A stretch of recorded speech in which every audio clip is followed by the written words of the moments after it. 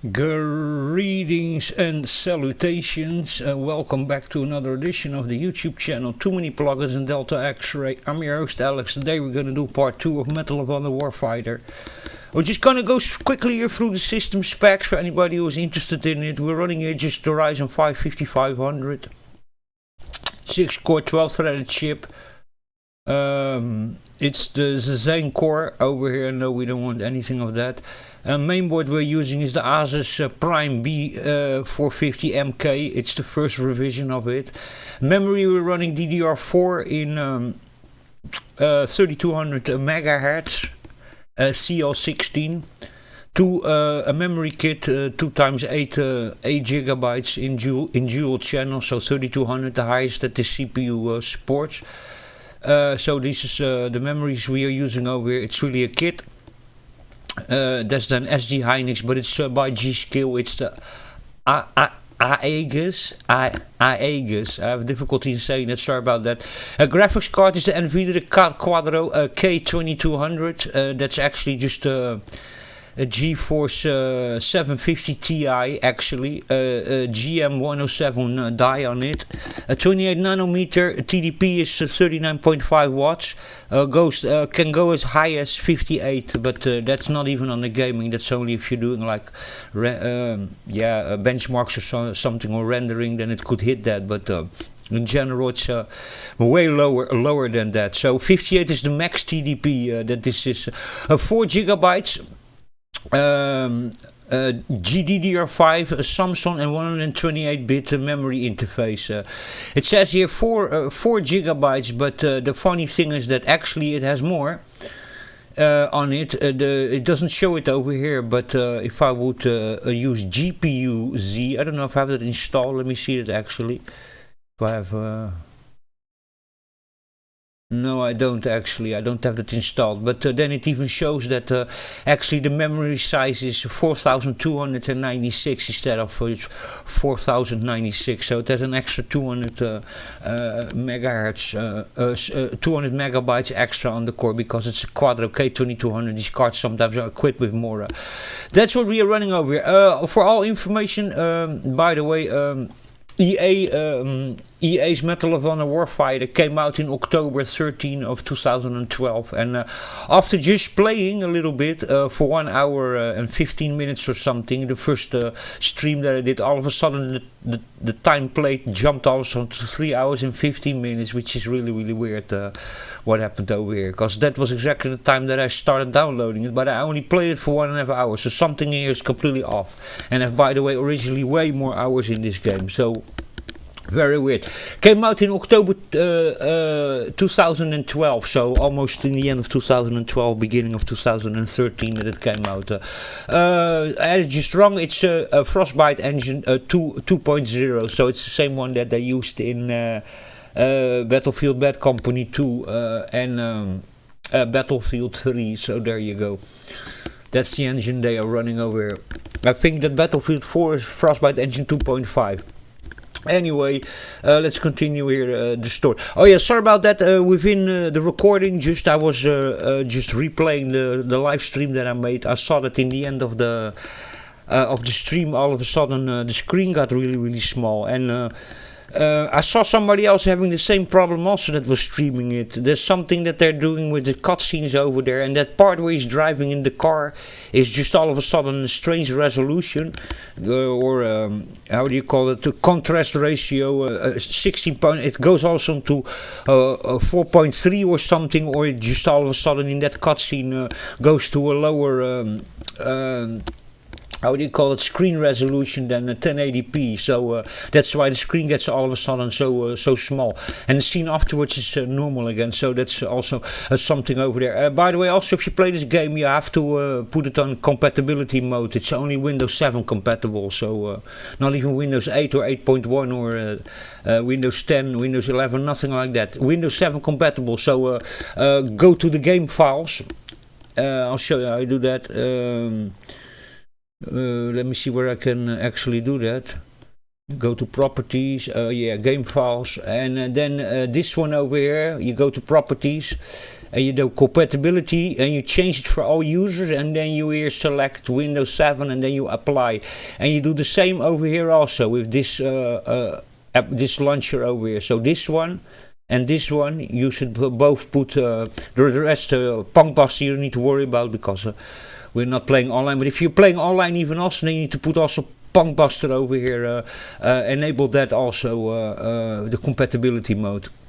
So there you go. I'm gonna continue here the game.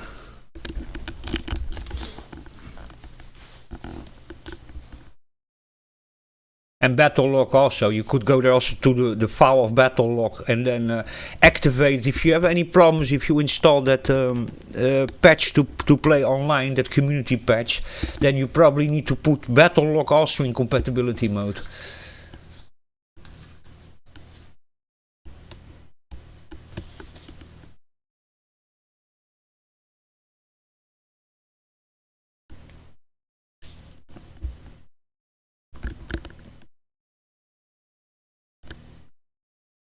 By the way, this computer, there's nothing here in overclock. This computer is completely stock. So the memory is stock, stock configurations. CPU is stock, GPU is stock. So no overclock applied here on anything.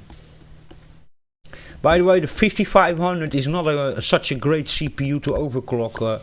Well, it is if you have a good cooler, but there is a problem with the 5500 and the 4500 also. 6-core 12-threaded. These chips, they don't have a dual die configuration. Then with Infinity Fabric, they have a single die. And the problem with that is because they have a single die, they have a very small surface area where the heat can spread. And with the dual die configurations, that's like 5600, 5700. Those kind of chips, they have dual die, so do two dies next to each other with Infinity Fabric. And what does it mean? It means that the heat is more separated over two heat areas under the heat spreader that goes on top of the CPU, where your cooler goes on top of it. And because of that, this one also, when you load games and stuff, and sometimes when you load between levels, you listen even the vent spinning up a little bit, because it's a single die configuration, and therefore 6-core 12 threads in one die, therefore it gets much hotter in one part of the die, instead of having two separate ones. Like for example, the 5600 has that. They have two dies next to each other, so the heat spreads better. It's also a 6-core 12-threaded. Wait a second. Restart from last. No, I don't want to do that. You know. So that's just for you to know. You know.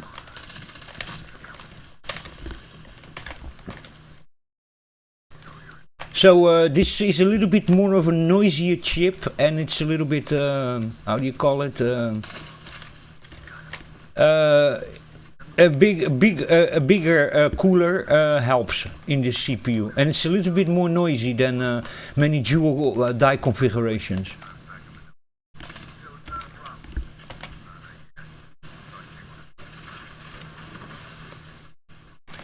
But then single die configuration like this, these are the same dies that are used in the APUs, the ones that have a graphical processor on board.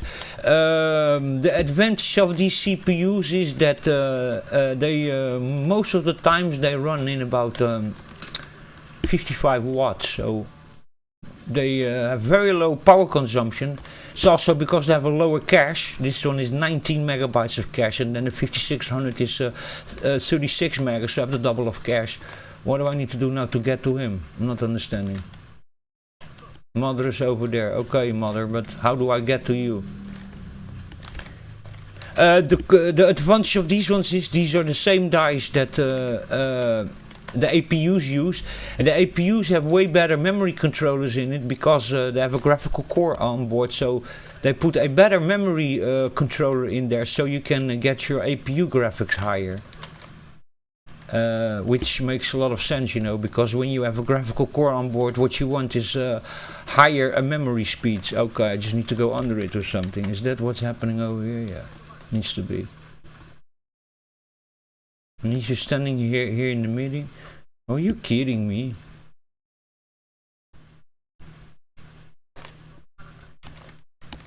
So yeah, they have way better memory controllers in it.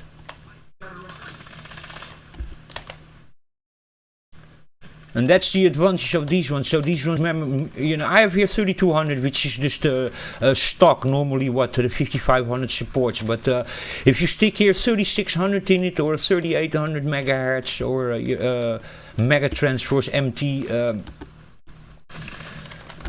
memory in it, even 4000 to 4400, probably you can clock it that high with XMP. So you know, these ones, they have that advantage. They are low power consumption. They run a little bit hotter because they cannot spread the heat so well. But then the memory controllers in here are really good. You can clock your memory really high on these ones.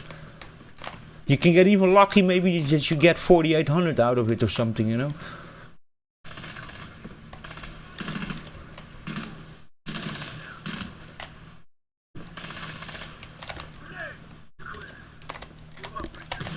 That's the advantage of the 5500.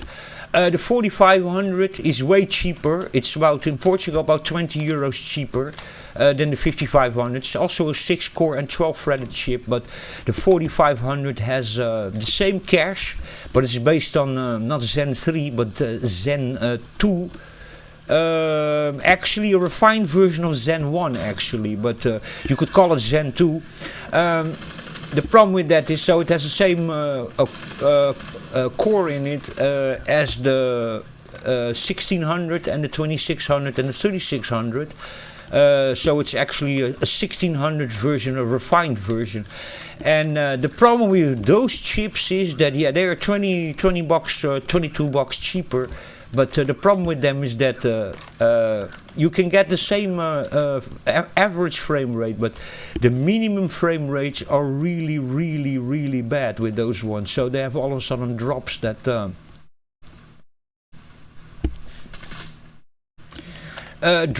all of a sudden, literally the minimum frame rate all of a sudden drops to 20 or 30 or something. So you're running on, for example, in Apex Legends you're running on 120 frames per second. I'll just give an example, depends on your graphics card. But then the minimum frame rate all of a sudden is dropping to 30 or something, or 40, you know.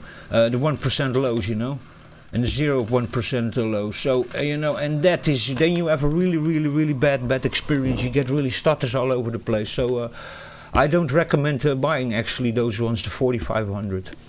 You can actually better than buy yourself the second-hand 1600 AF. That's then the refined version. That's Zen 1 enhanced, or the 2600 or 2700 or 3600, 3700 or something second-hand. You could get that for the same price, you know, as a 4500. But you know, the 1% lows and the 0.1% lows are really important. And the 4500, while it has the same cache as this one, the 1% lows are really bad. So, you know.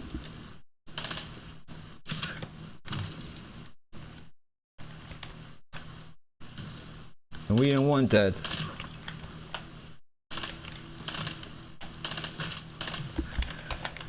Then you have really those huge stutters. It makes it really unplayable, you know. And with this one, you probably have then 1% lows that are maybe then 60, and 0.1% lows you then have maybe in Apex Legends. You have them maybe 60 frames per second, you know. You know, that makes it completely different, you know. Once you start dropping under the 60 with your 1% and 0.1% lows, then it becomes really stuttery and unplayable. So I need some other weapon probably, man. Is there not somewhere here that I can pick up a better weapon? Did I miss something?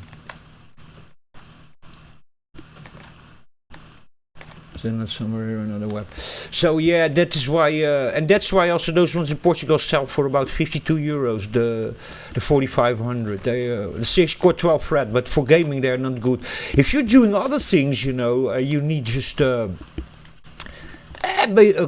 content creation, stuff like that, you know, then there's many scenarios where actually the 4500 will be just fine, you know.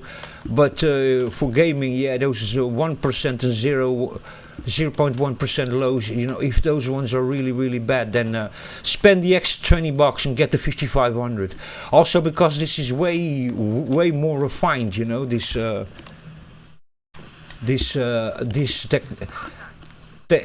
technology.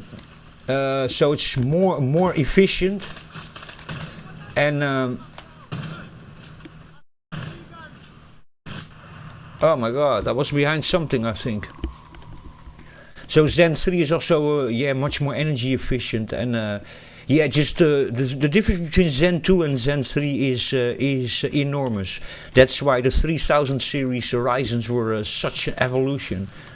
Was because yeah, they were the first times that they yeah, they were really competitive even for gaming, you know, and also extremely efficient. That they actually beat most Intel solutions in gaming and in efficiency, which is also like really important efficiency. So there you go.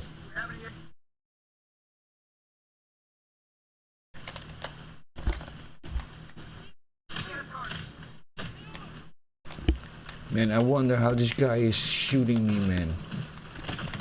Yeah, I'm gone.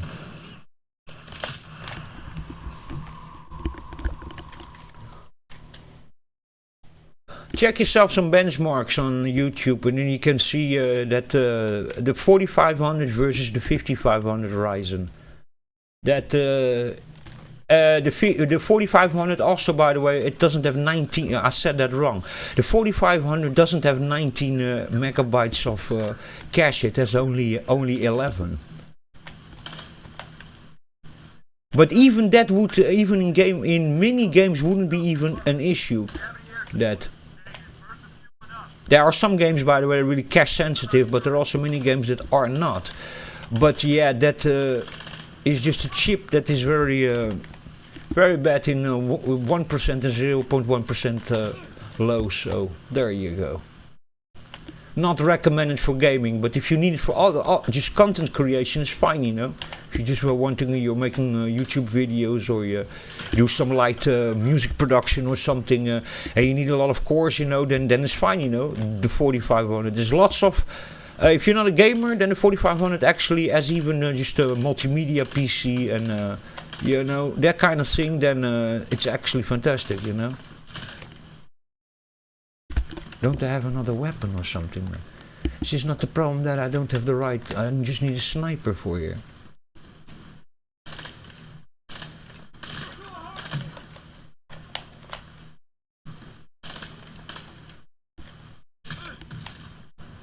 Okay, we just need to do this. Okay, that's the problem that I'm making. Okay, I'm seeing it already.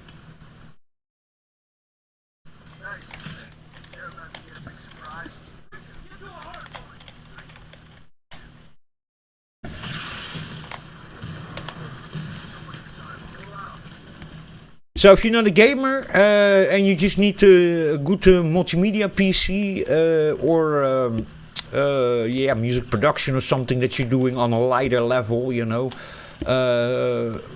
streaming or recording or something, you know, for making YouTube content that you're not gaming, then there's nothing wrong with the 4500.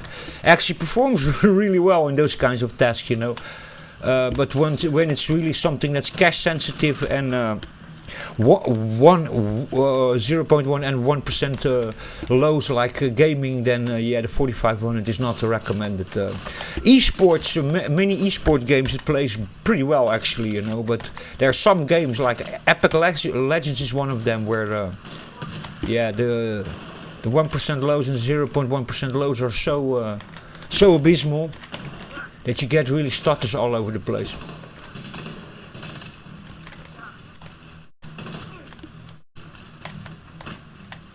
Oh god.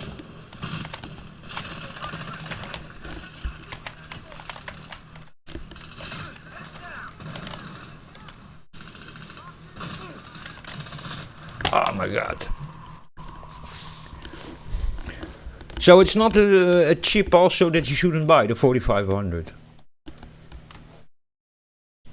Yeah, the 4500 basically is that. Yeah, it's just like a refined Zen 1, Zen 2, basically.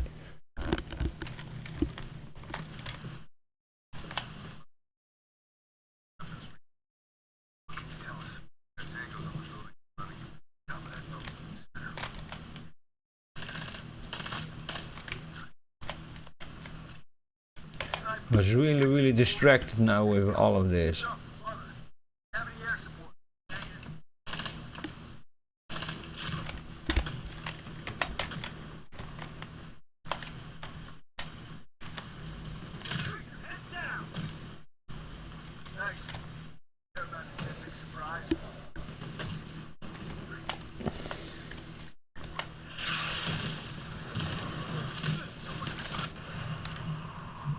Oh! Still killed me while the airstrike was coming in.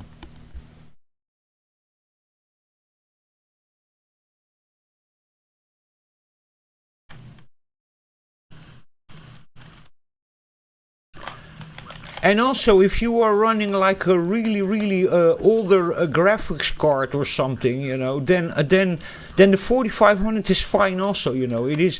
I'm here talking also, you know, about you then running a recent okay graphics card, because if you're running a very old graphics card, then that whole thing with the 1% lows and 0.1% lows doesn't even gonna affect you so much, you know.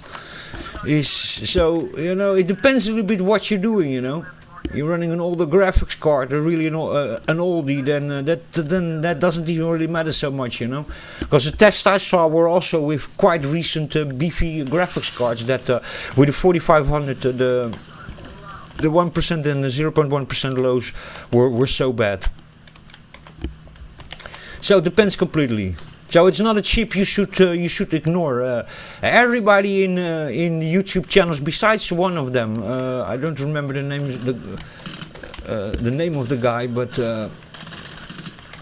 there's one YouTuber that actually made a very fair video about it and tested it for what it was and said it's actually quite good. But many people were completely dumping on that chip. That chip is not so bad, but you know, it's that's what I'm saying, you know, the 1% to 0.1% lows when you are in certain configurations and with certain things, it's really bad, you know.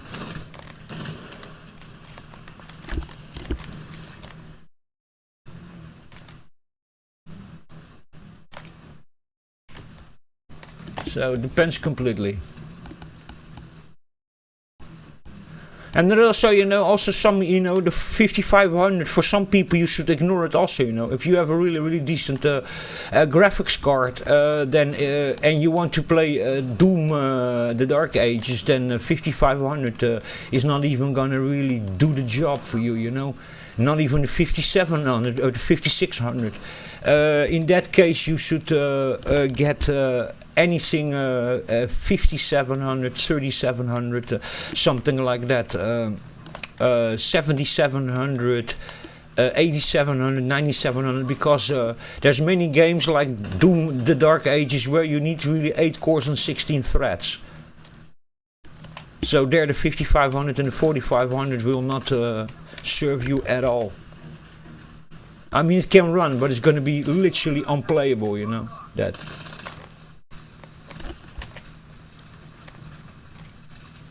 So even today 6 cores and 12 threaded chips, you know, so already a little bit complicated, you know.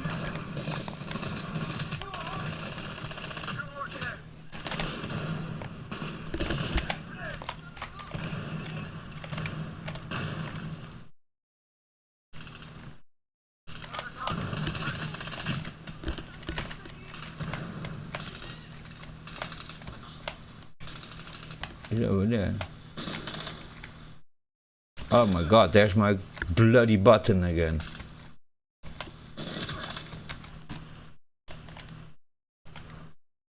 Need to hang out a little bit over here.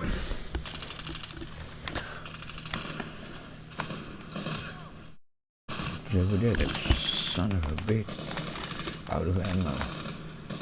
Where is he, man? I'm not seeing him at all.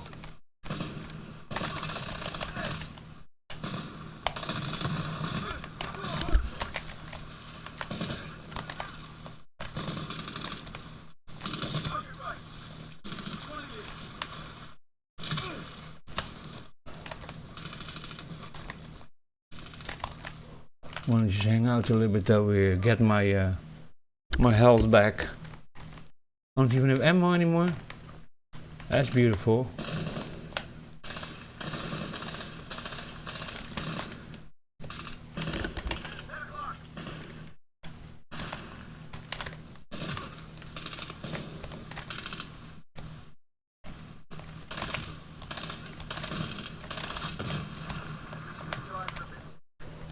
Okay, we got it done. Dude, I need ammo.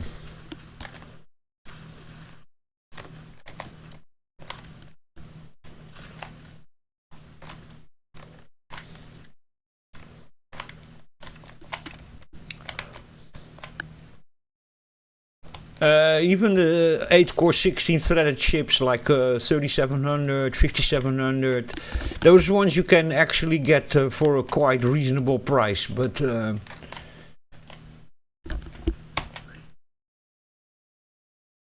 second hand then, but the new they're still quite pricey, the 8-core 16-threaded ones. The cheapest I saw was the 5700, that's an 8-core 16-threaded, was like, but it was even a promotion, it was like 150 or something, 159. And then you have also the 7700 and the 8700, they go for 169 to 189. So there you go.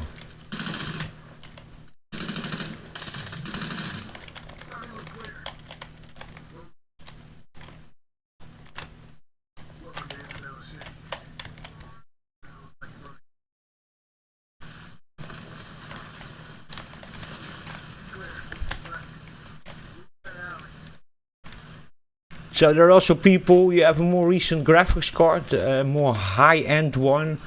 You want to really play the latest of the latest with all sorts of, how do you call that, ray tracing and stuff like that. Then yeah, even 6 cores and 12 threads today, not all games are gonna run on that. There's literally already a couple of games on the market today where you literally already need a minimum 5700 or 3700. So we're talking about 8 cores and 16 threaded chips.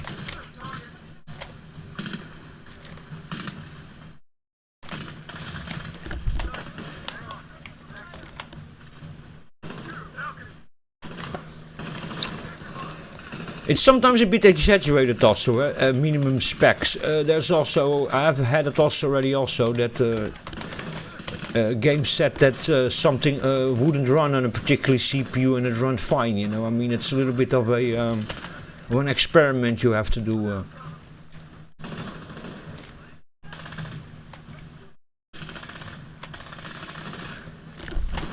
The FX X CPU is one of those chips where many games say it doesn't support it, but it runs actually quite well on it. But again, also the FX is also that kind of chip like the 4500 that can get very high frame rates, but the 1% and 0.1% lows are really not good, you know. And that's the problem with the FX, you know. You can get really high average frame rates, but 1% lows and 0.1% lows can be miserable. And that's where the stutter comes from. That's why they call them also the stutter chips.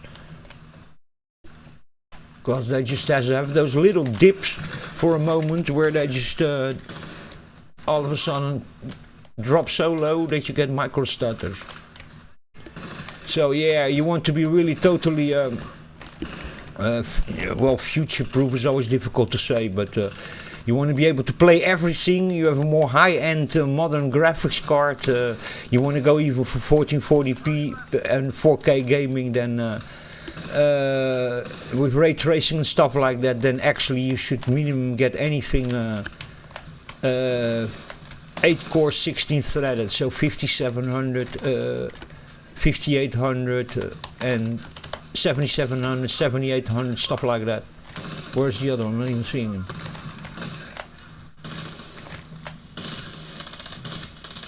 So it was something for a kind of crazy backtracking all of a sudden.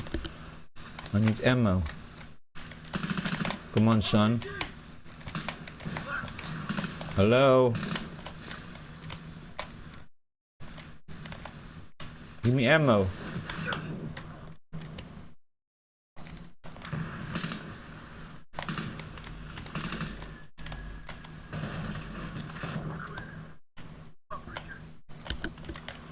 No, if I like this gun. It's an AK, but I think I want another one. The same one. I like the other gun more, to be very honest. But there you go. What do you have here?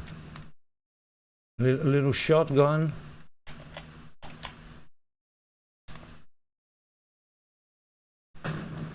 I don't want that also. Whatever. I'll take it.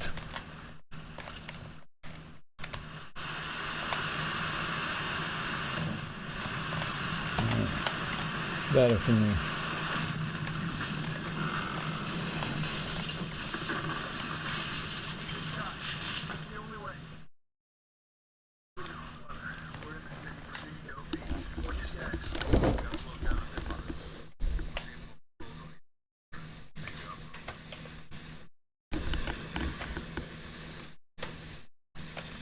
Hello.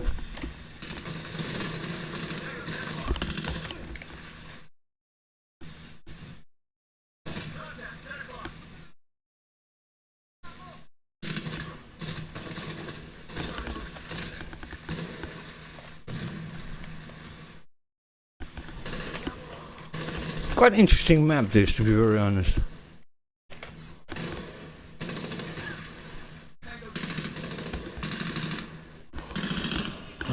Where are we? Holy moly, go, go, go, go.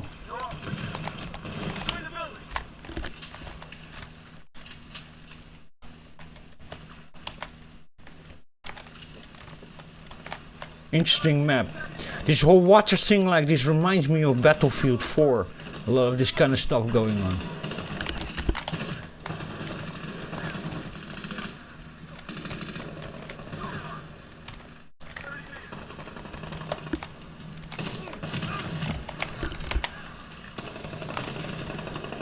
Yeah, still quite a quite enjoyable campaign. You saw that or not? That bot was over there a little bit freaking out.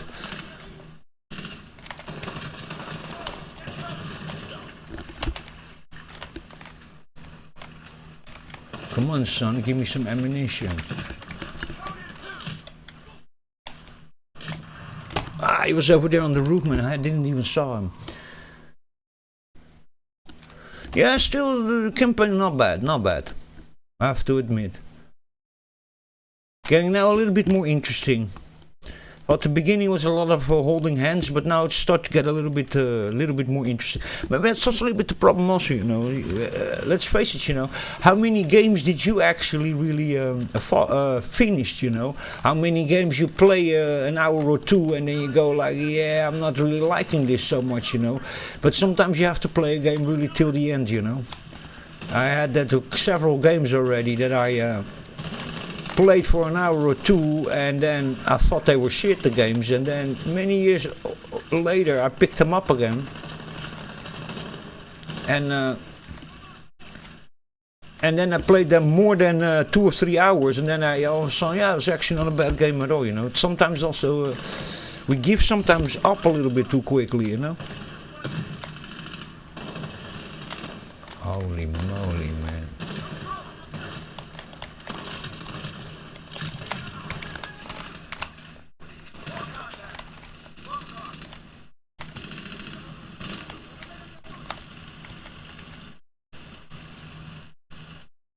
It's also a little bit sometimes the problem. I'm going to be really honest with you, you know. I have this problem with Steam. I have this problem with Origin and with Epic.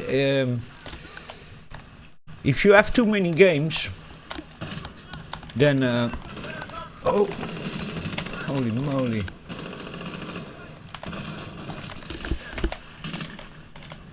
And then sometimes it's really complicated, you know.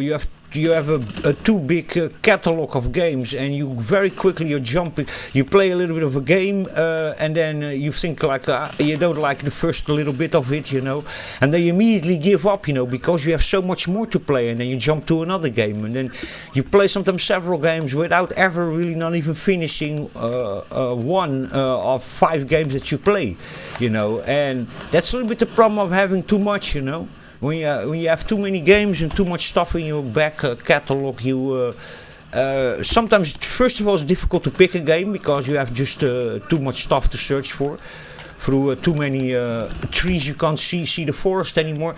And then it's also the kind of thing that if you don't have so many games, then you're not going to so quickly give up, you know, on the game. You're going to then... and also if you get them all really cheap in the sales, in the Steam sales, then it's also that kind of thing like, I got it really cheap, and you play it a little bit and you have a lot of other stuff to play, and then you very quickly give up. But if you don't have so many games, then you can easier find a game to play, and you also, because you don't have so many, you are forced actually to finish many games, you know. So you also take your time to finish it because, well, it's very simple. You don't have nothing else to play, or at least not much else to play. So having a lot sometimes, you know.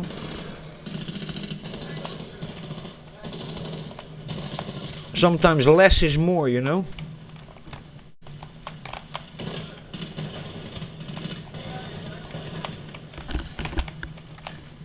I had that lately also, a couple of times I had that lately with all the games. I started playing my old catalog, and I started playing them and I was very quickly giving up, and then I corrected myself and I thought, no, you know, the first part I didn't like, or there was a major puzzle that I couldn't crack, or an obstacle or something, and then I very quickly gave up on it, and I thought, like, I've done it now many times. No, I'm going to continue playing this. I'm going to figure out how to finish this. I'm going to give it a chance, you know. And then many times you discover that some games can be actually quite good, you know, if you don't give up so quickly.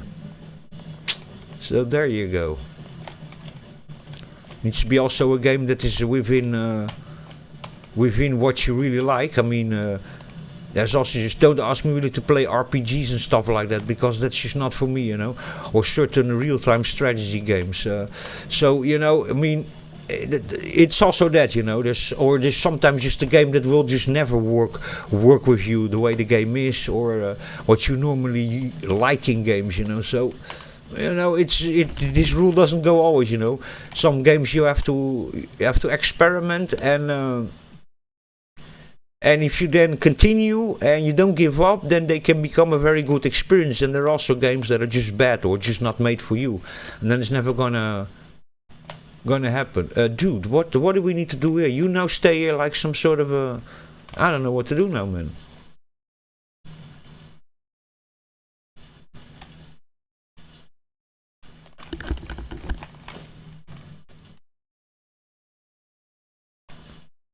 Maybe we encountered another kind of bug or something, because I'm not understanding what I need to do now, man, to get out of here.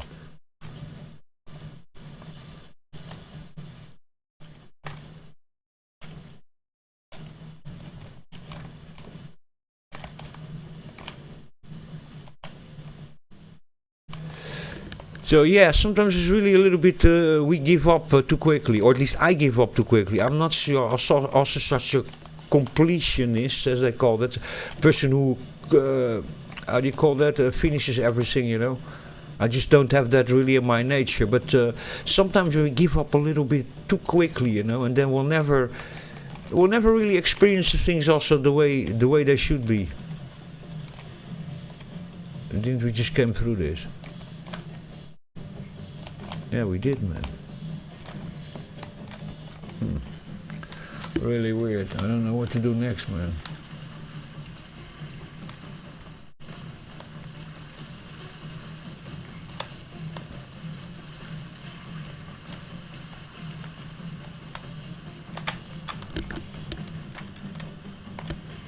No, I don't know.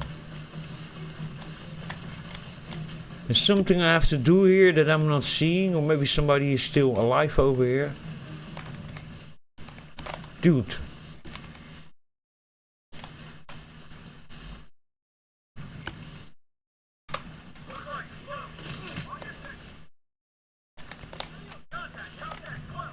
So it was a case of backtracking. What? And now what? That was weird.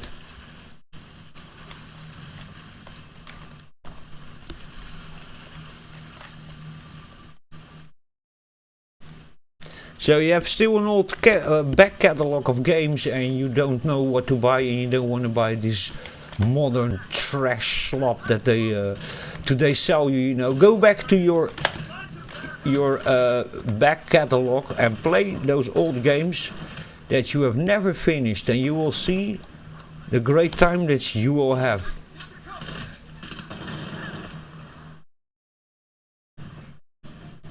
And try some of those games that you have never finished. Try it. And the nice thing of it, many older games are better anyway. You don't need crazy expensive new hardware. Older games are cheap, and many people have even their whole back catalog still full of stuff they have never played or have never finished, like I have. And that's what I'm lately even when doing. I'm like, all the modern games, it's all slop, they're all crap, they're expensive.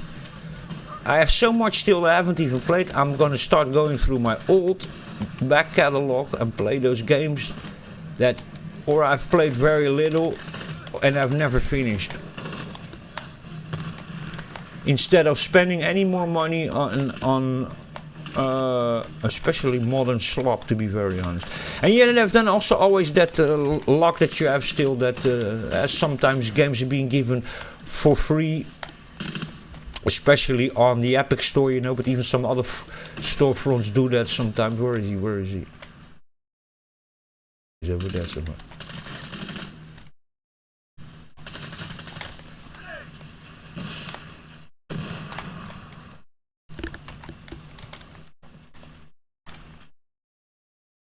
And then also, I've noticed that also even the games that they give away for free on Epic, there's lots of games in there, they're fantastic, you know. Also some are a little bit older, some are actually quite recent. And, you know, with the price of modern games and the crap that most of them are, just play those ones, man. And you will be amazed the good time that you can have, and the money that you can put in your pocket, that you can save. I mean, the latest thing that there were for some games that wanted to now start asking already $80 and stuff, man. $80 is, by the way, 90 euros, you know, it's almost 100 euros just for a video game, you know. Some games that literally just last you like a campaign of 6 hours or something, or even just purely single player, you know. I mean, come on, you know. $80. The Ryzen 5 5500 CPU is 72 euros, you know.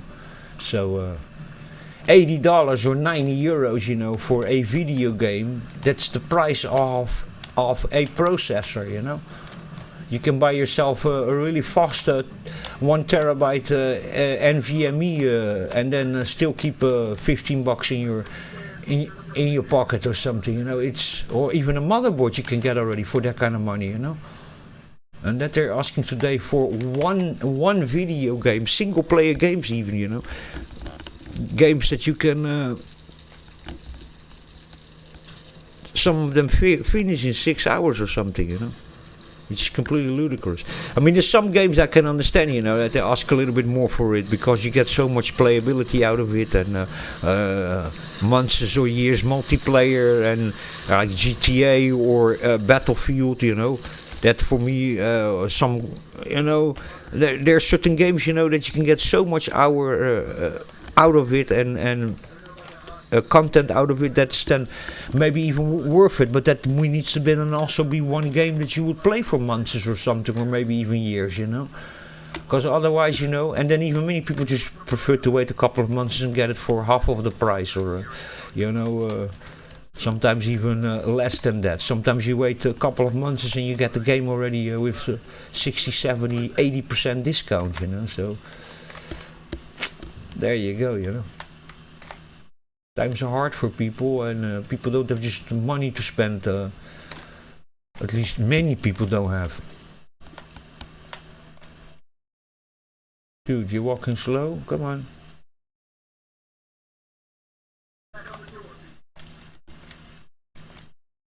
Stuck on the door. Oh, he's gonna open it now, okay.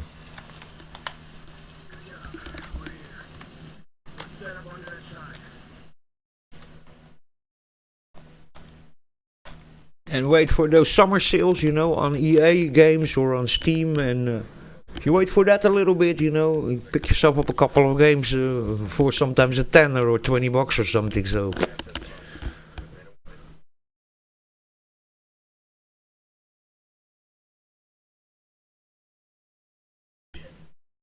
And with the tens and thousands of games that there are, hundreds of thousands of games actually that exist, you know. There's so much to play, you know. Do you need to play the latest and the greatest? Unless it's something that really turns you up and down. But many times it's not even, you know. So, I can understand for certain people that are really fan of a certain franchise, you know, and they put hundreds of thousands of hours in it, you know, then I can even understand that they pay that kind of money, you know, but many games are not worth that kind of money at all, not even close. Some of them are not even worth the price that they cost in sale when they have 80% discount, to be very honest. And then also there's so much free-to-play games and games that are being given for free, so...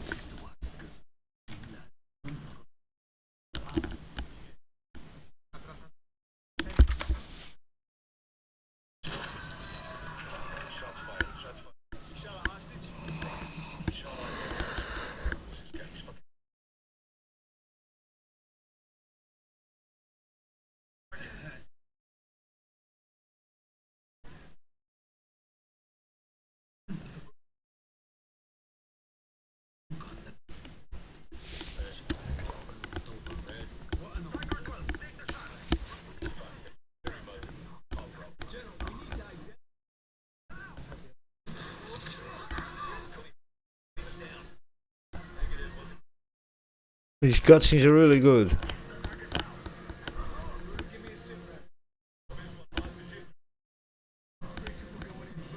Excellent, actually.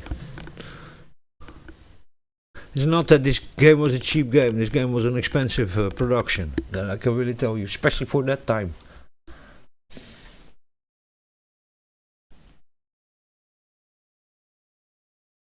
This was 2012, October 2012. So yeah, this came out also in the same time that Call of Duty Black Ops 2 came out. Yes.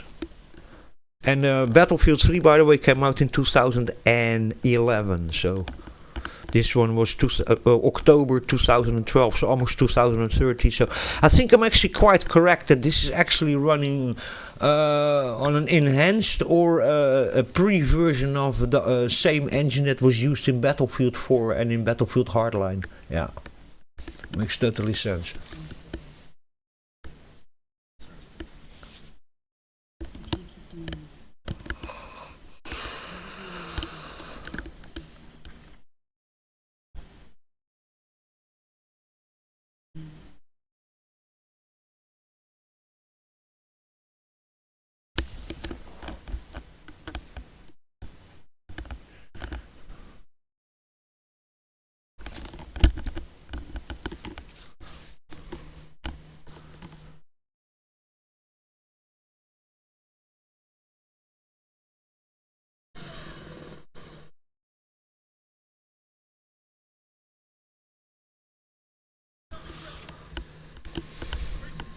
Yeah, so we're still playing, by the way, not in high graphics. This is in medium graphics.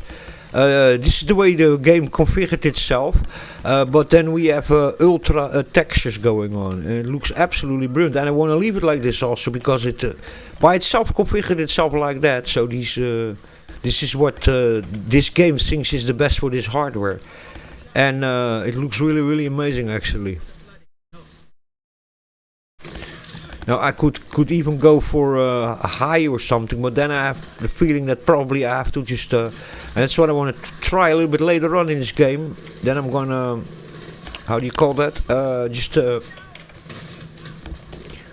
play one or two levels with the same settings, but then in high. But I wouldn't be surprised if that would actually drop the frame rate a little bit. Holy moly!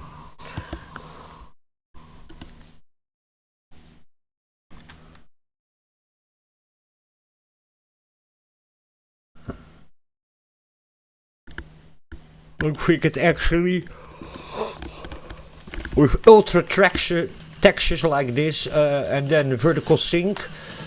It looks actually amazing, this. It really does.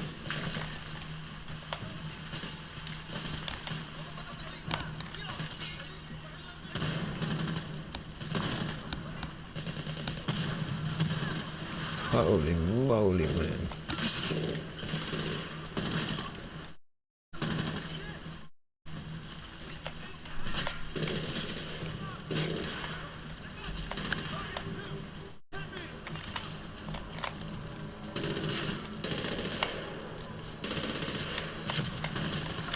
Son of a gun. Shot me with an RPG, man.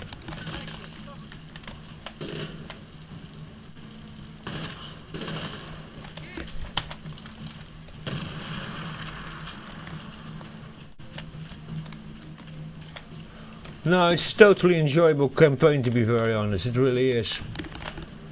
But I can very good understand that people would play the first hour. They would probably drop this game and would never pick it up again.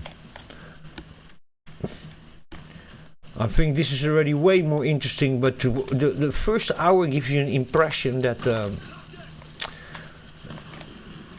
that's not good. It's here it's already way more interesting. Where are they? Oh, where are the enemies?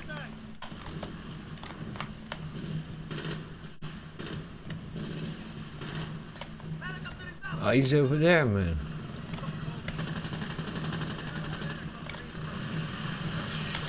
I'm shooting on my own.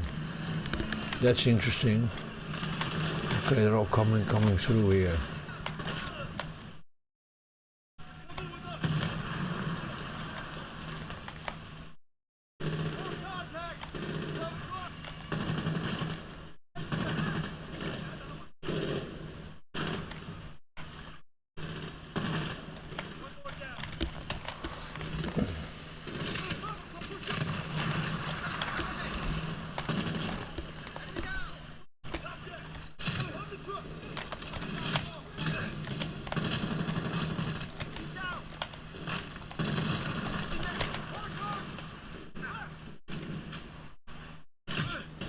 Oh, where is he? I'm not seeing him, man. Yeah, you're mine.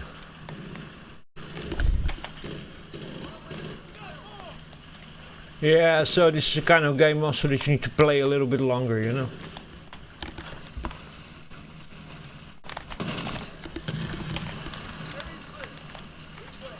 You know, I can understand, and also people would buy it on Steam, you know, they would like play it for an hour or something and have a 2 hour of return window that they can return the game if they don't like it, you know. And I can understand that people that would play the first hour of this game would be like, you know, how it's on rails and stuff, you know, and this is already way better over here, but I think most people have never even played it this far, you know what I mean?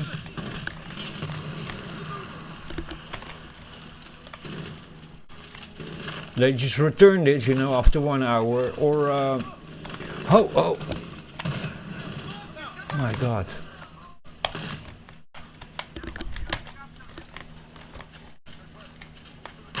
Or they have it still in their library and they just played it an hour or something, and they never touched it again.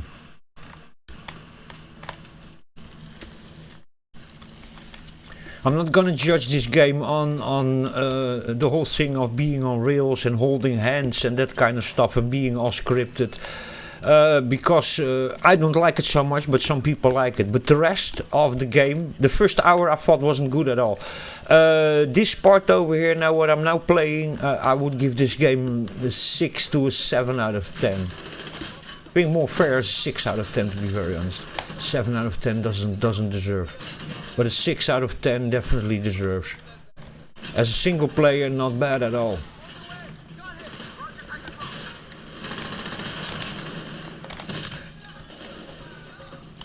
Okay, so we're gonna mark the target again.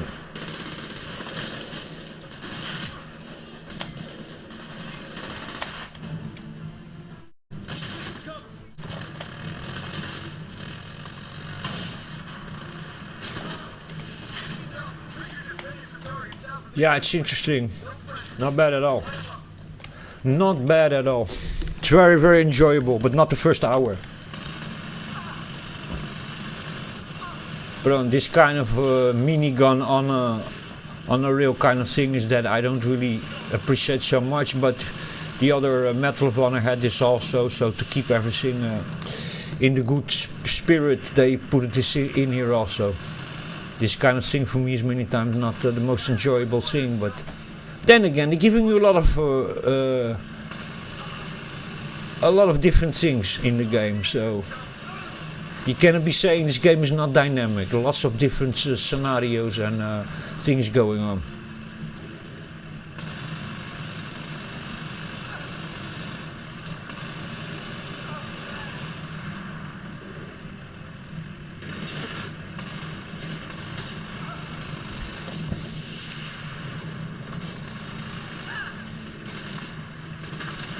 And the replayability, yeah, doesn't really have so much probably of that. I'll see it. I'll make my judgment about that in the end of the game. I don't think this game is gonna have such a replayability. The single player, the multiplayer did, because I've played it several times and it was good. So not bad at all.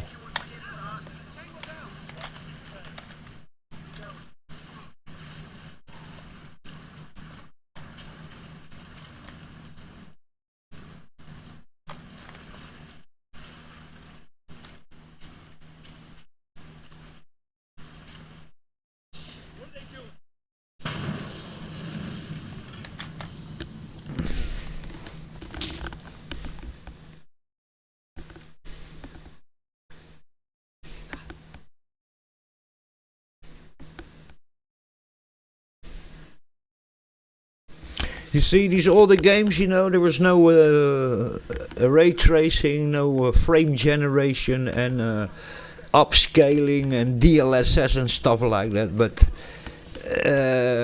just rasterized rendering over here, but it looks clear as a bell, all of this. The modern stuff just all looks blurry and ghosting going on and foggy. It's really, really strange. The modern games, they look like crap compared to this. They really do. Yeah, they can have some more details and higher graphics fidelity in some things, but then all the other stuff that they do with it completely destroys the end result, you know. It looks incredible, this. And I'm only playing this on a 1080p screen, so imagine somebody who has really a 4K screen or something, or 1440p, you know. Looks amazing, this.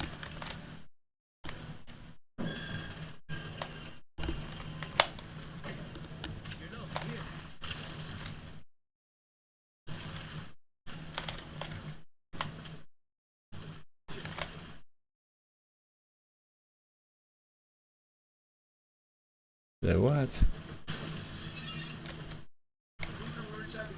I wasn't expecting that we were gonna go through this.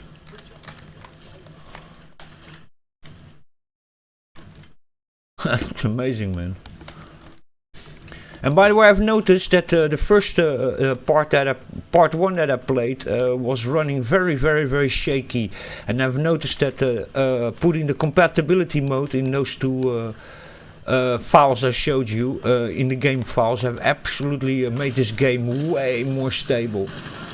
It just it feels more stable. It reacts quicker. It is it just runs better. Windows 7 is quite compatible with Windows 8 and Windows 10, but that depends a little bit the game, you know. I've noticed with older games that sometimes it can be a real issue, and there's also many old games that, by the way, run lovely, that are actually normally not Windows 10 compatible. Windows 10 compatible is actually quite good, but there are some games that yeah, you really notice if you put it really in the right compatibility mode. But I'm not saying here that Windows 10 is bad in compatibility. On the contrary, it's one of the best Windows versions ever if it concerns backwards compatibility with older Windows. So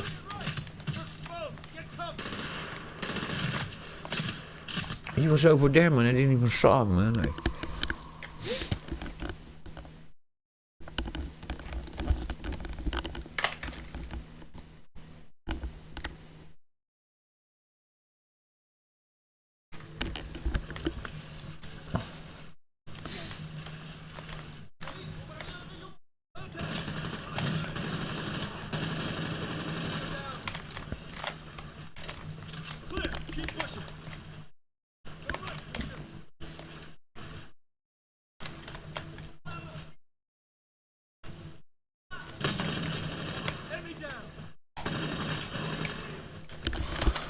I could shoot him through the chair. That's actually quite cool.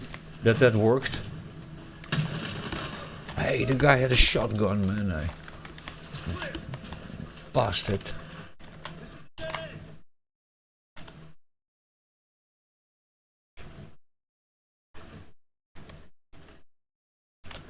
So what I need to do now? Okay, place charge.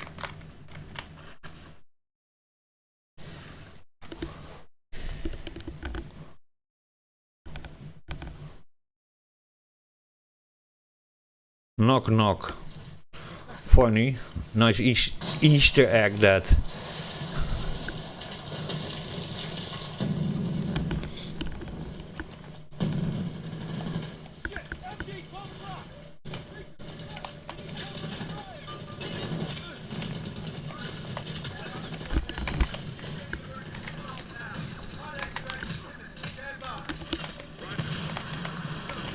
Yeah.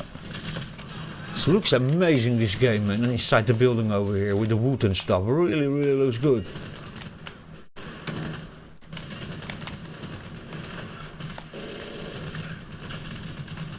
Holy moly, where is he? Oh. Oh, go.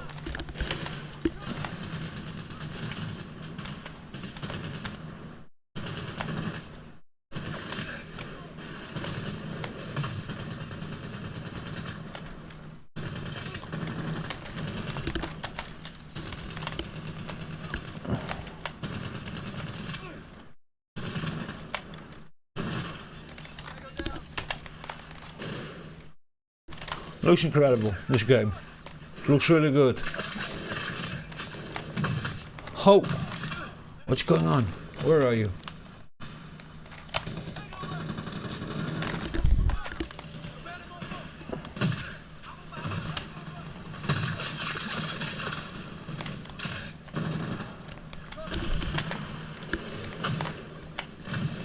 I'm amazed how good it still looks. Oh, whoa, go. Me again with the bloody...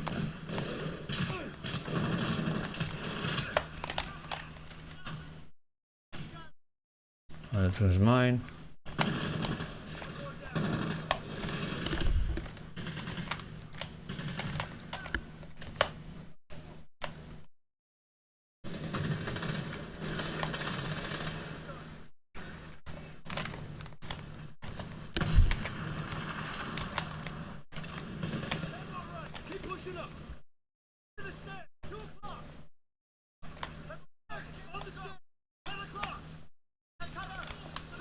On the stairway, 10 o'clock. That depends on where you are.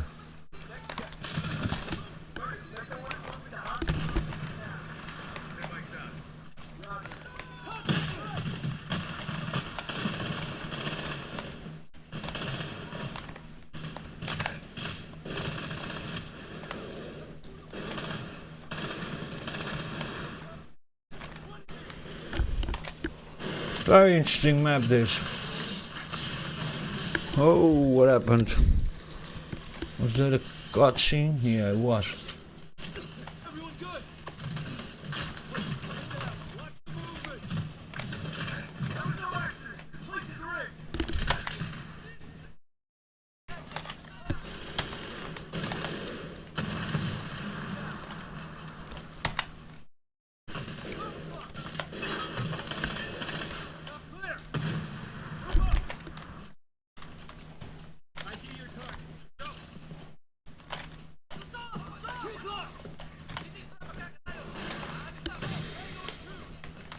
In the time that this game came out, there was a lot of competition. That's really true. When Black Ops 2 came out, from Battlefield, from Call of Duty, from many other franchises. But I think that this game got more negative credit than it actually deserves. But I think that has to do also with people not playing the game until the end. Oh. Dude, I need ammo, man. You got ammo for me?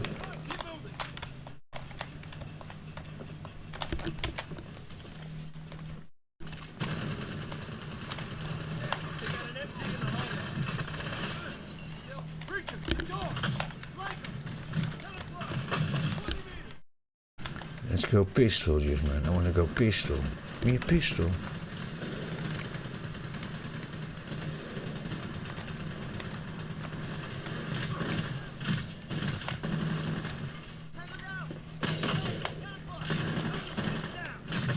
Oh. Bloody button again.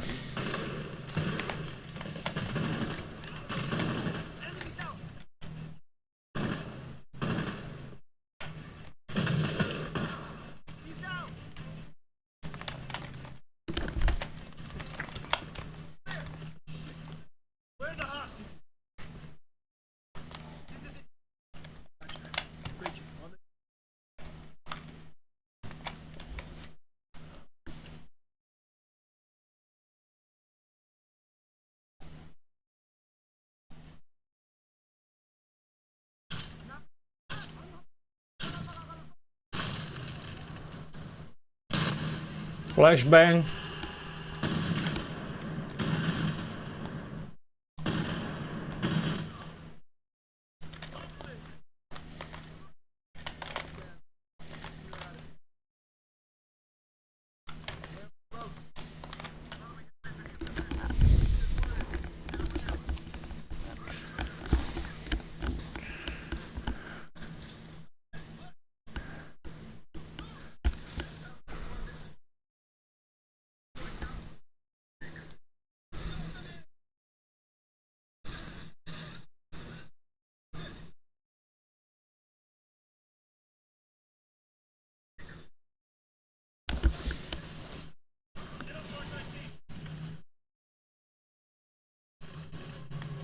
There's, by the way, sales going on EA, but the games got a little bit more expensive, and this one is actually not in the sales, or at least I don't think it is. No, it is actually. It's 50% off. Yes, normally it's 20 euros. It's now 10 euros, but that's not such a great discount because all the Battlefield versions are like 2 euros a pop. So, you know, and Need for Speed series are all 5 euros a pop. So, not the cheapest this one is, you know. So its normal price is 20 bucks, and now it's 10 bucks.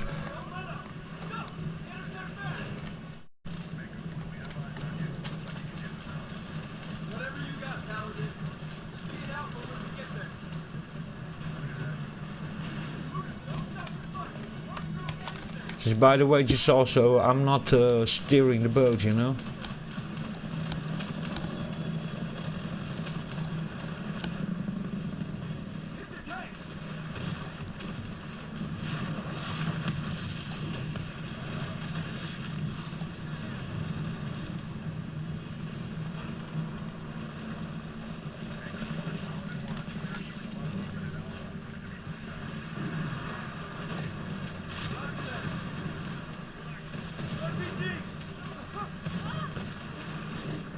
Impossible to hit anything with this boat like this.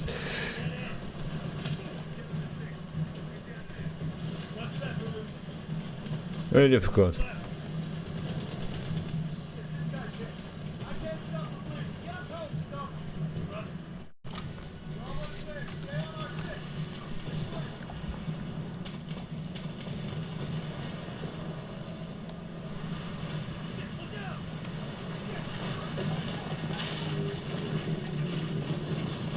That was happening.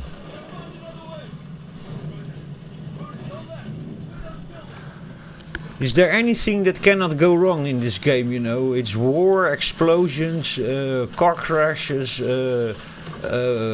floods, end of the world, basically.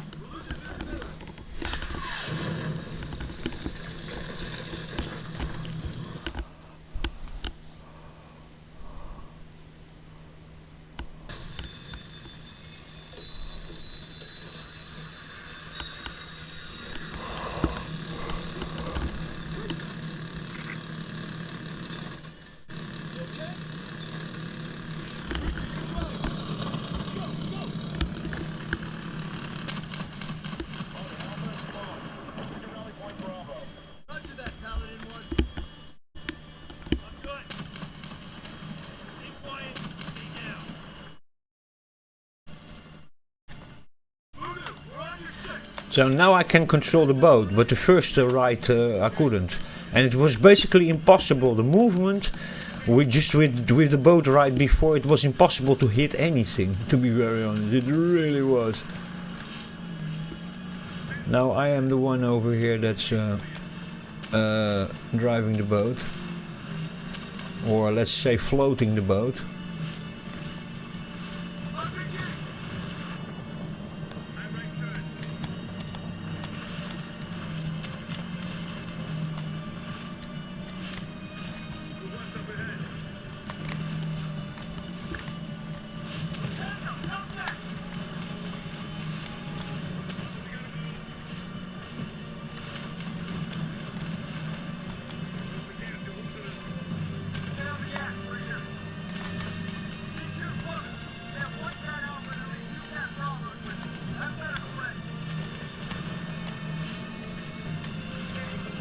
Looks incredible. That it really does. Holds up really well. This single player, the multiplayer not so much.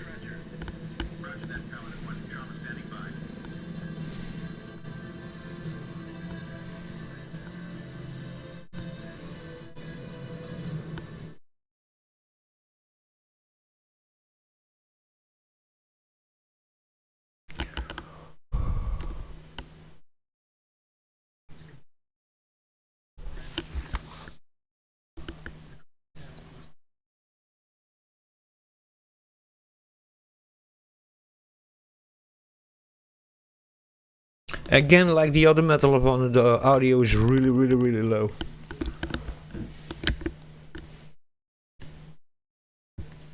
And the audio in the control menu is just standing full power. So what that exactly is about with this game, I don't know.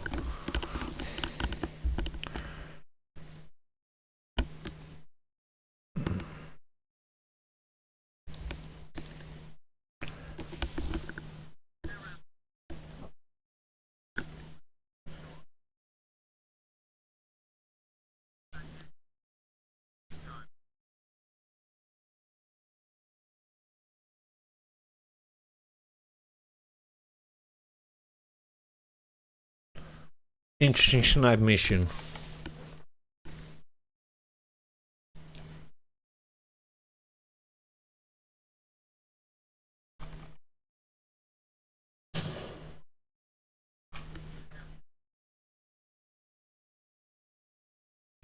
You fired too early. Oh my god. We get the timed firing. That for me is a little bit, but never mind.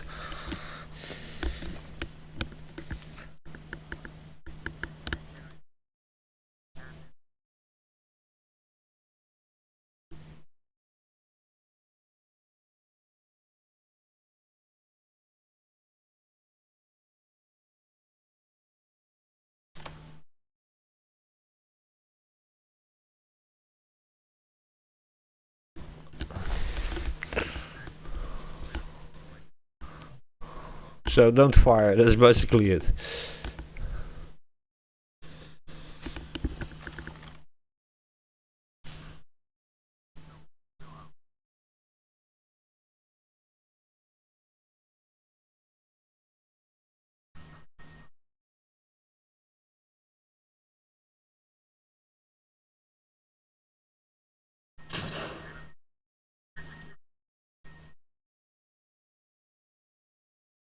You shot the wrong target. Oh god.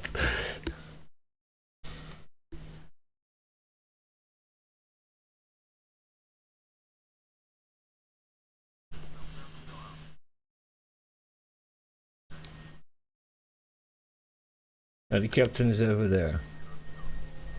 Okay, so it must be him now.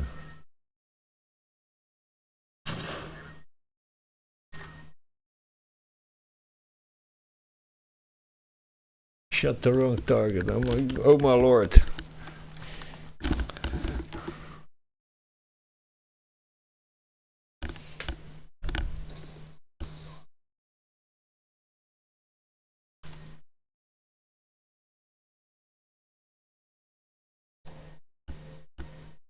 So it needs to be him now. Pronto, okay.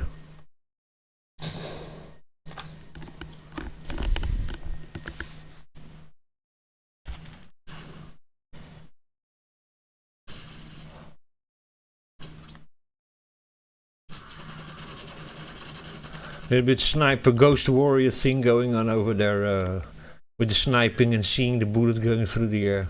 Interesting.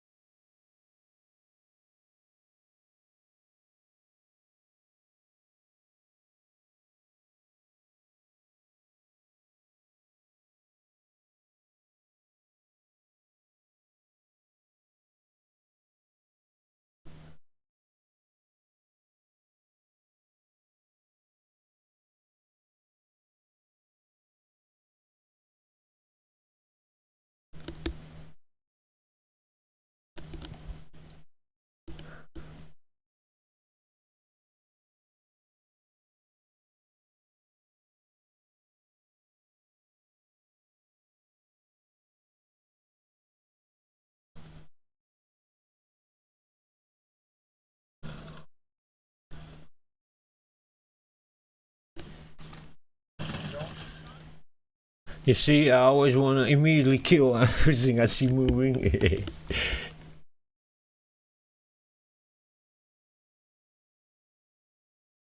So I need to follow him, I need to run behind him for sure. Come on.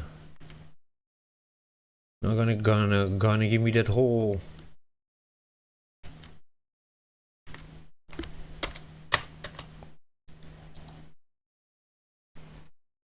Oh, cutscene again, yeah, they're gonna.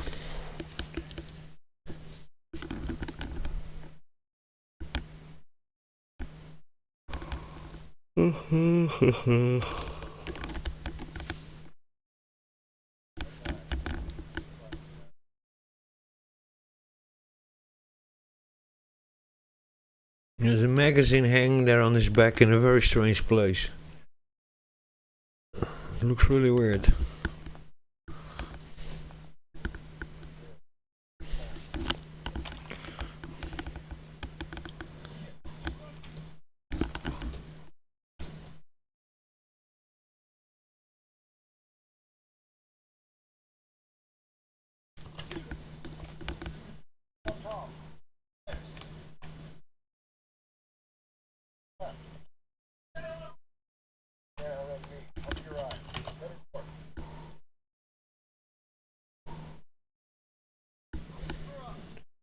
Yeah, the chases again, man. My god. Also a thing I don't enjoy in video games, but there you go. Well, depends what it is, but in Need for Speed Rivals, chasing is very, very, very cool, but these kind of chases I don't like. Holy moly.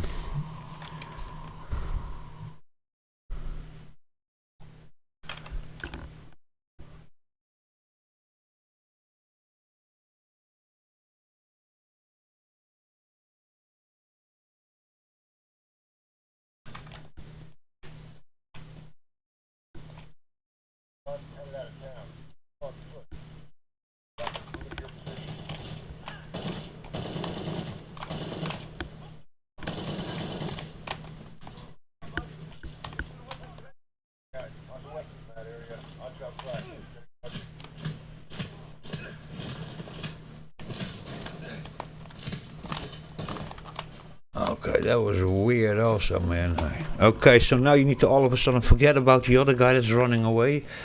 And that's weird.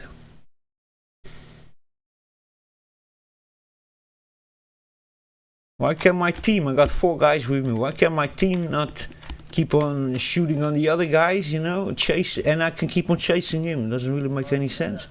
Oh, now all of a sudden his chase thing is gone. Doesn't really make any sense that, but there you go. By the way, my other weapon.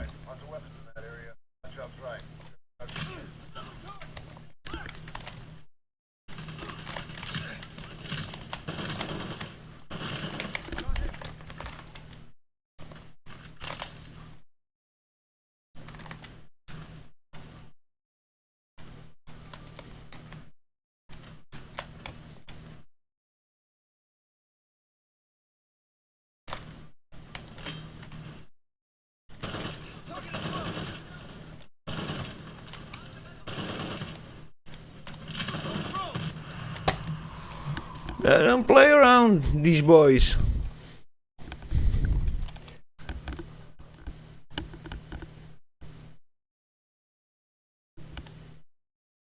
Piracy at sea costs upwards to $7 billion every year. It's the amount of crap that they steal from boats and stuff. Piracy. Oh, I shot by accident the other guy. Oh my god, that I need to follow.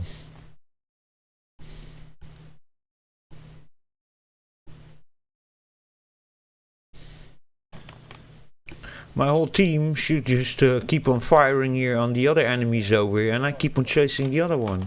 How about that?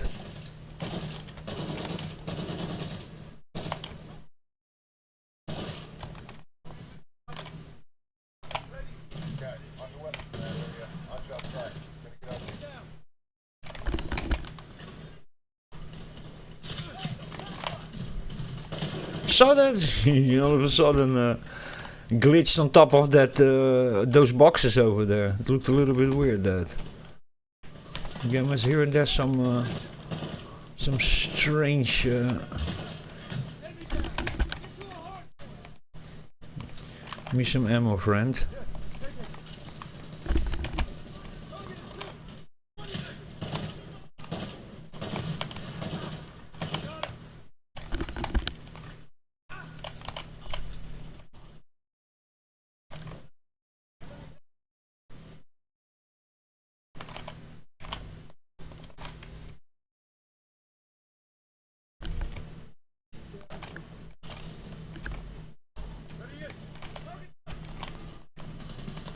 No, I need to keep on running. Ah, now he's still running over here.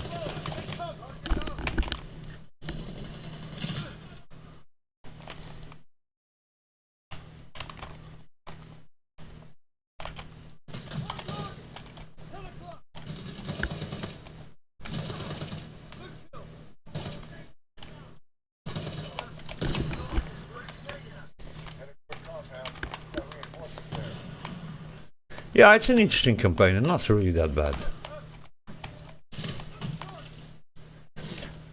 Oh yeah, if I look at the modern slop that comes out, then I can really tell you honestly that games that were very bad received many years ago are today actually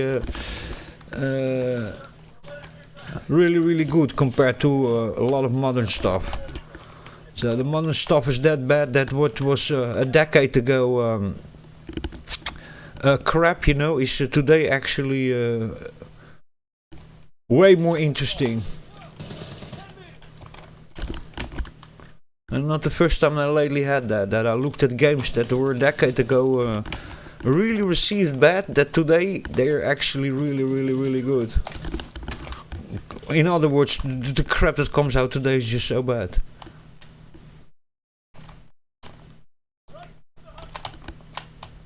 I need to keep on following him, okay.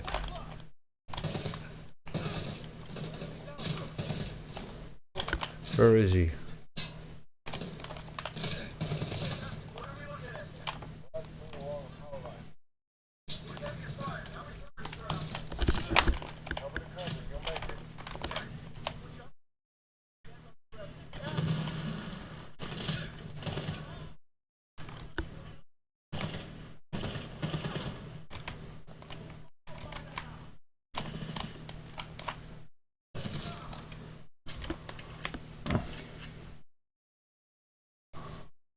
Like so weird of going from chasing somebody to a firefight to chasing somebody to a firefight, you know.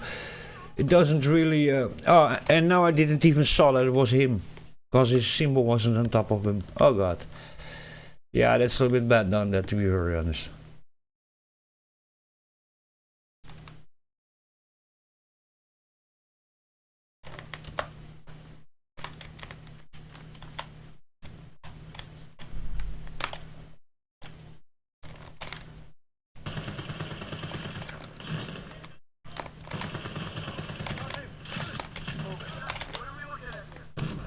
Oh my god, hand grenade. Yeah, we need to shoot them from inside of the building over there. That's the idea.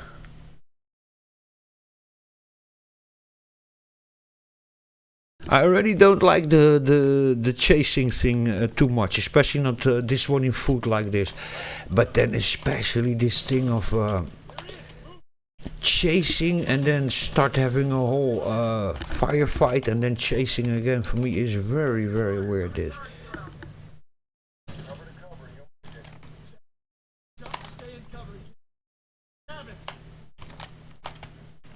So you guys are just gonna eat her out of your nose? Are you kidding me? Oh. Now I'm even afraid to shoot because I don't know if that's still the guy that I'm chasing. That just happened already. Okay, chase. Now you start chasing again.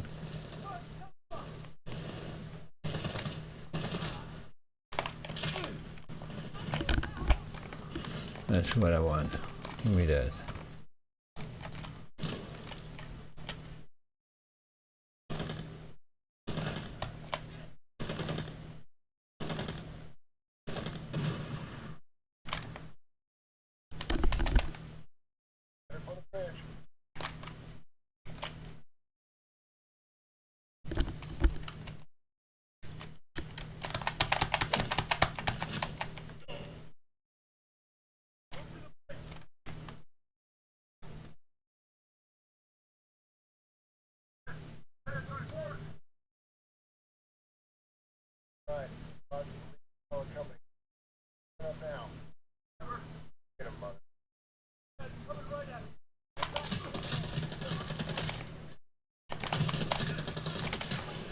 Oh, go, go, go!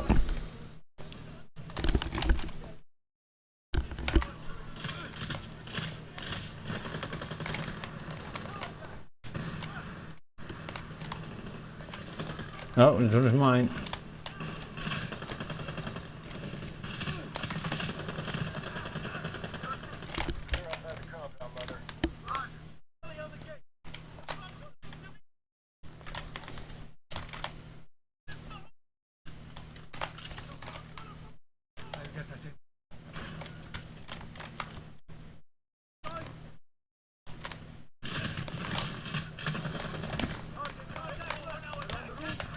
Oh God.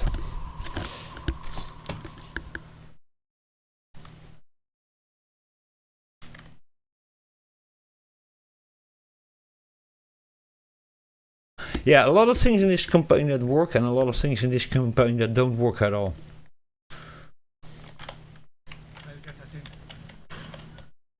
It's really a mixed bag, this campaign, this game. Oh! Hand grenade.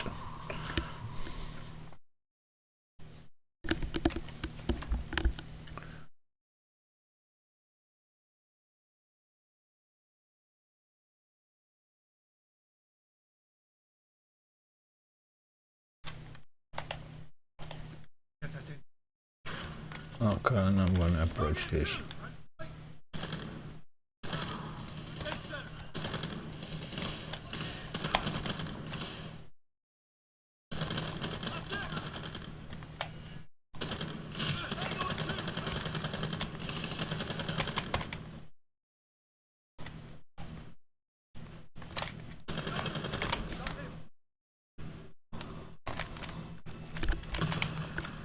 I don't have any more ammunition. That's bad news. Oh.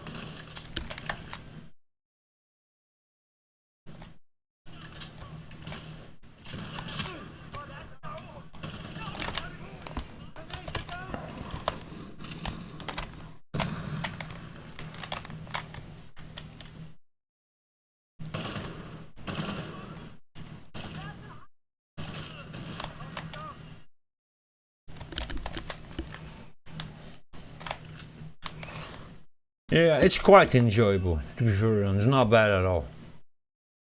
Could have some things a little bit better thought of, but in general, it's quite enjoyable.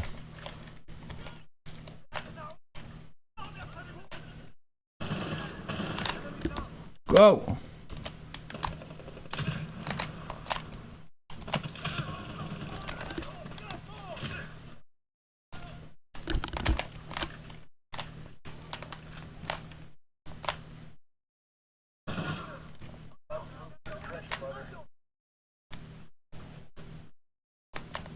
Let's go.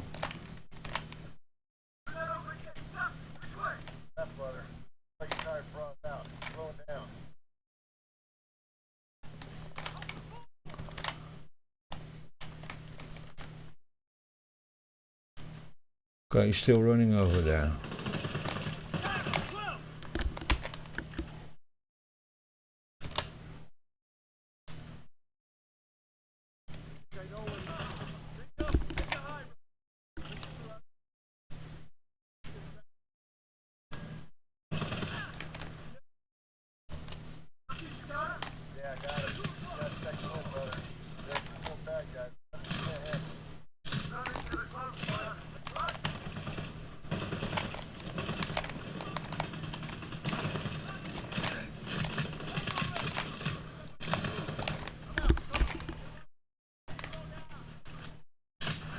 Up.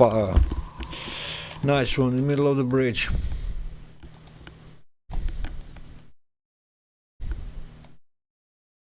I'm gonna go to the next checkpoint and then we'll leave it for today.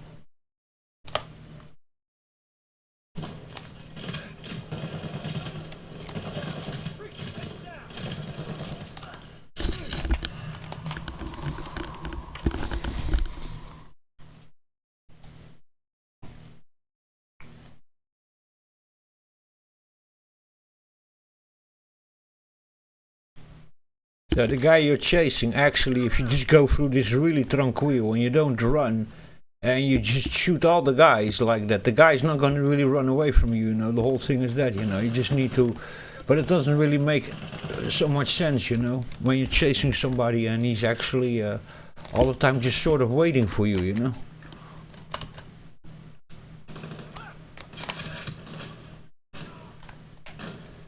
Now he's over there, you know.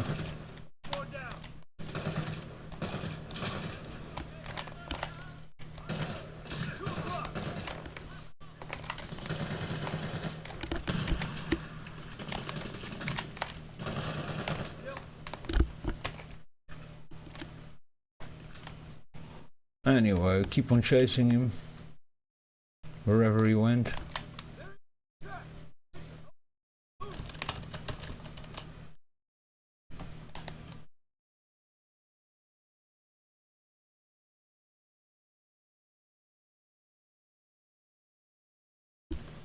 Okay, we got him.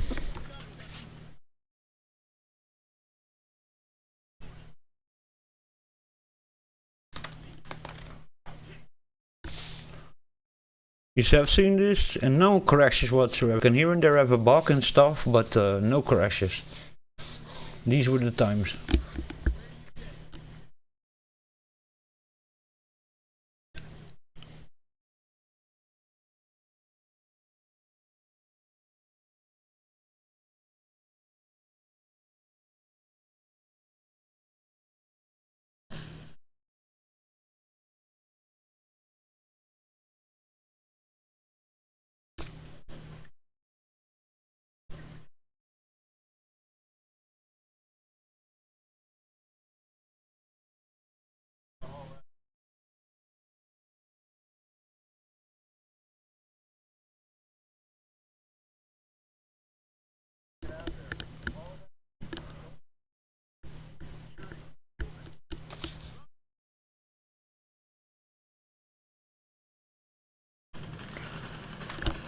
Okay guys, I'm gonna love you and leave you all. Thank you very much for watching and for listening. I hope you guys enjoyed that. If you want to check the rest tomorrow, I do part 3.